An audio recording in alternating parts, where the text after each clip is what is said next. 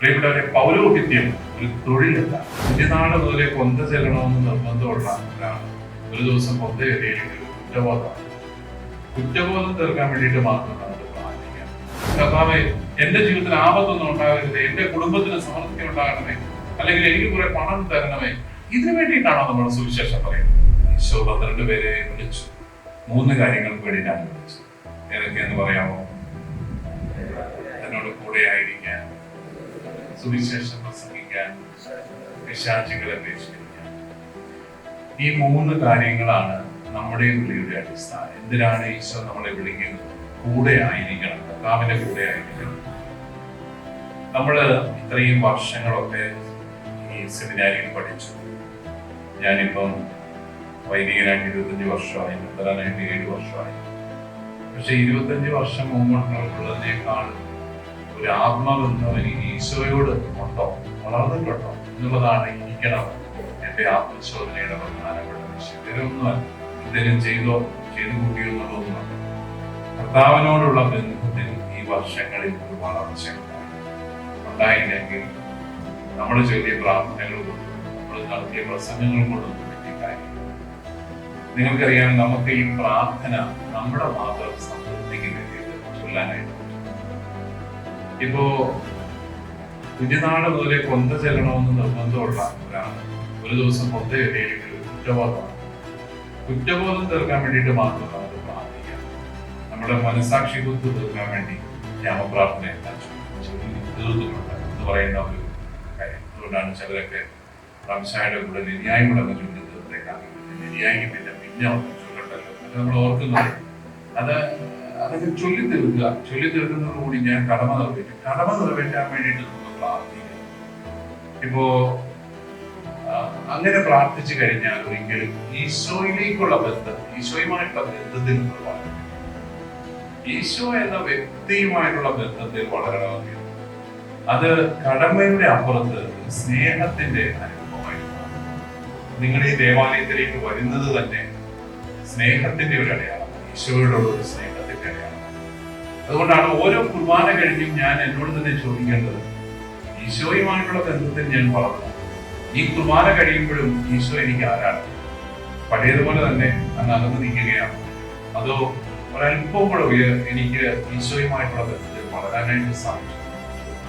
അപ്പോൾ ഈശോയോട് കൂടി ആയിരിക്കുക എന്നത് ഏറ്റവും പ്രധാനപ്പെട്ട കാര്യമാണ്.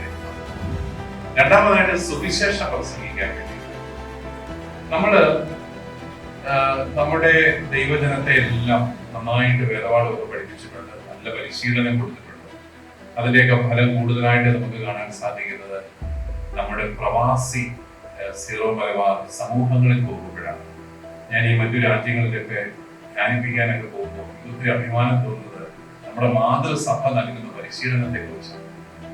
കാരണം ഈ പരിശീലനം കിട്ടിയ ചെറുപ്പക്കാര് ദമ്പതികൾ അവര് ഓസ്ട്രേലിയയിലും അമേരിക്കയിലും കാനഡയിലും ഗ്രേറ്റ് ബ്രിട്ടനിലും ഒക്കെ ചെല്ലുമ്പോൾ സീറോ മലബാർ പള്ളി തന്നെ തപ്പി വരുന്നുണ്ട്.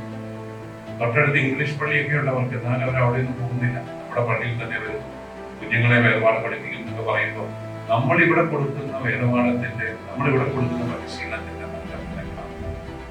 പക്ഷെ ഒരു ചെറിയ കുറവ് നമുക്ക് കാണാൻ സാധിക്കും. സുവിശേഷം പറയേണ്ടത് ആത്മരക്ഷയ്ക്ക് ആവശ്യമാണെന്നുള്ള ബോധ്യം നമുക്കും ഇല്ല, നമ്മൾ മറ്റുള്ളവർ കൊടുക്കുന്നു. ഞാൻ ഈ കഴിഞ്ഞ ദിവസങ്ങളിൽ നമ്മുടെ FABCയുടെ ഒരു പ്രോഗ്രാമിൽ പങ്കെടുക്കാനായിട്ട് ബാങ്കോക്കിൽ, അതിന്റെ അവസാനത്തെ ദിവസം ഞങ്ങൾ ആ സിറ്റിയൊക്കെ ഒന്ന് കാണാനായിട്ട് പോയി. അവിടുത്തെ മെട്രോയിലൊക്കെ യാത്ര ചെയ്തു. 2 നല്ല പൊക്കമാണ്, അവിടെ മനുഷ്യൻ പൊതുവെ പൊക്കക്കുറവാണ്. നല്ല പൊക്കമുള്ള സ്മാർട്ട് 2 ആമ്പിള്ളേർ ചെറുപ്പക്കാർ. കണ്ടപ്പോഴേ മനസ്സിലായി അവര് പ്രായക്കാരല്ല, അമേരിക്കക്കാരാണെന്ന് തോന്നുന്നു. ഞങ്ങൾ അവരെ പരിചയപ്പെട്ടു. അവര് 2 പേരും ഏതോ ഒരു സഭയുടെ അംഗങ്ങളാണ് അമേരിക്കയിലെ. അവർ 2 പേരും തായ്ലൻഡിൽ ഹൈസ്കൂൾ പരീക്ഷ കഴിഞ്ഞിട്ട് സുവിശേഷം പറയാൻ അവരുടെ കയ്യിൽ ബൈബിളൊക്കെ കണ്ടോണ്ടാണ് ഞങ്ങൾ അവരെ പരിചയപ്പെട്ടത്. അവർക്ക് വലിയ അത്ഭുതം, ഇന്ത്യയിൽ നിന്ന് പവിത്രമായ കണ്ടത്. ആ പിള്ളേര് 2 പേരും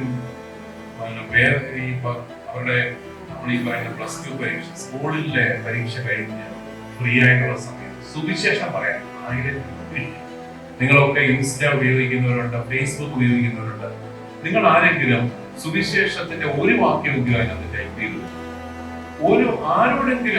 ആരെങ്കിലും ഇത് കേൾക്കട്ടെ എന്ന് ഓർത്ത് ഒരു വാക്യമെങ്കിലും വചനം നമ്മൾ പറയും. എന്താ നമ്മൾ പറഞ്ഞത്? എന്നാൽ നമ്മൾ എത്ര സമയം അതിനകത്ത് ചെലവഴിക്കുന്നു? നിങ്ങൾ ഓർത്താൽ മതി, 12 സ്ത്രീഹന്മാർ ആരെങ്കിലും തട്ടിലെ കടന്നു വഹിച്ചു. 11 പേര് രക്തസാക്ഷിത്വം വഹിച്ചു. ഒരാള് നാടുകടത്തപ്പെട്ടു വഹിച്ചു. അവർക്ക് എന്നാ കിട്ടി? എന്തിനും കിട്ടാൻ വേണ്ടിയിട്ടാണോ നമ്മൾ സുവിശേഷം, നമ്മൾ വൈദികരാകും, നമ്മൾ അപ്പസ്തോലന്മാരാകും? എന്തെങ്കിലും എനിക്ക് കിട്ടാൻ വേണ്ടി, എന്റെ ജീവിതം കുറച്ചുകൂടെ സുഖകരമാക്കാൻ വേണ്ടി, കർത്താവേ എന്റെ ജീവിതത്തിൽ ആപത്തൊന്നും ഉണ്ടാകരുത്, എന്റെ കുടുംബത്തിന് സമൃദ്ധി ഉണ്ടാകണമേ, അല്ലെങ്കിൽ എനിക്ക് കുറെ പണം തരണമേ, ഇതിനു വേണ്ടിയിട്ടാണോ നമ്മൾ സുവിശേഷം പറയുന്നത്? അതോ ദൈവരാജ്യം സ്ഥാപിക്കാൻ വേണ്ടി എന്റെ ജീവിതത്തെ ഞാൻ അപകടപ്പെടുത്തുകയാണോ? അവിടെയാണ് നമ്മൾ ഗൗരവമായ ഒരു ഉത്തരം. അല്ലെങ്കിൽ നമ്മളിതിനെ വളരെ സുഖകരമായ ഒരു ജീവിതമായിട്ട് തെറ്റിദ്ധരിക്കും. ചലഞ്ചുകളില്ലാത്ത ഒരു ജീവിതം, വെല്ലുവിളികളില്ലാത്ത ഒരു ജീവിതമായിട്ട് ചിലപ്പോൾ ഈ ജീവിതത്തെ തെറ്റിദ്ധരിക്കാനുള്ള എല്ലാ സാധ്യതയുമുണ്ട്.